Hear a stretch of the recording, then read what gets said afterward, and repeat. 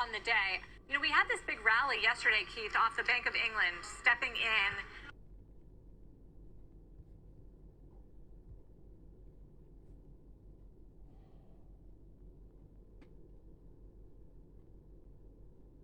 I think this actually tells you that the old medicine, for the market is no longer there, right? On one side, we have monetary policy that's restrictive, and now we're seeing, historically, if the Bank of England or we had a big fiscal stimulus package, the market would rally on that.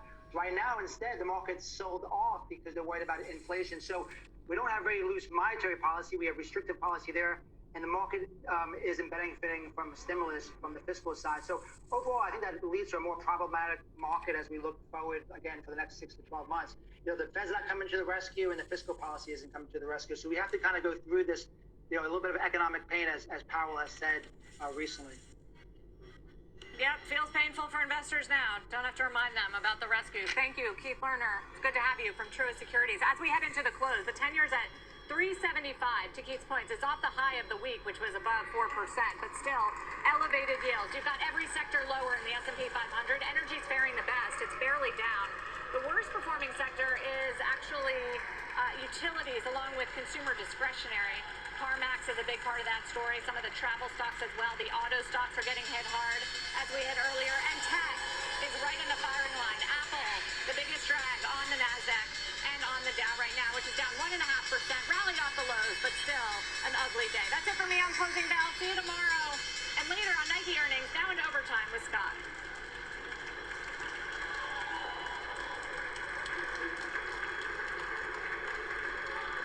Everybody to overtime. I'm Scott Wapner. You just heard the bells. We're just getting started here from Post 9 at the New York Stock Exchange. Micron and Nike earnings, they are imminent.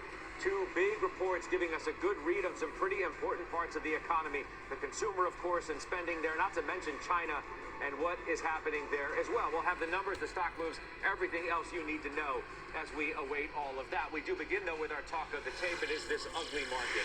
Down again today, and sharply after a one-day reprieve, and now fresh concerns about what lies ahead for your money. Let's ask Trivaria's Adam Parker. He's the CEO and founder. He's right here with me at Post 9. We figured yesterday may be that reprieve on the Bank of England over in the UK, and here we go, back to the same old story. Tech's getting wrecked, and everything else is going down. The two things we've been writing about at Trivaria the last 2 weeks, I think they're coming together today. One is inventory. This idea that inventory might be building. We'll see what Micron says, but we know it's building in DRAM, and that's probably going to last longer than people think. And the second is the first half of next year really the trough, or could it be like a slower and longer trough? And I think those two things are both kind of in people's minds as we look at what's going on with some of the data today. Inventory building at the same time that demand might be decreasing. Slowing, right? That therein lies the problem. Now, as I said, Nike, Micron, imminent.